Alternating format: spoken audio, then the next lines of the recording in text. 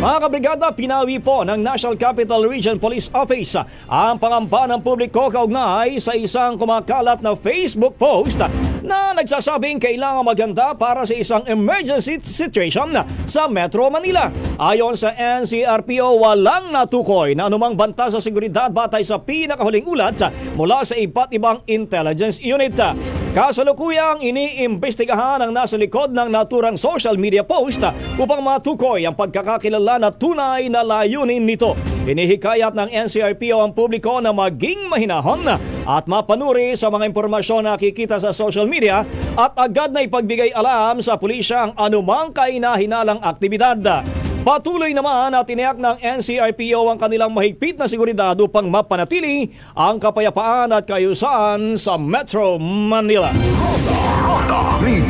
Ang bahaging ito ay hatid sa atin ng Standout ES4 Capsule. Simulang tuparin ang pangarap ng iyong anak. And stunting now!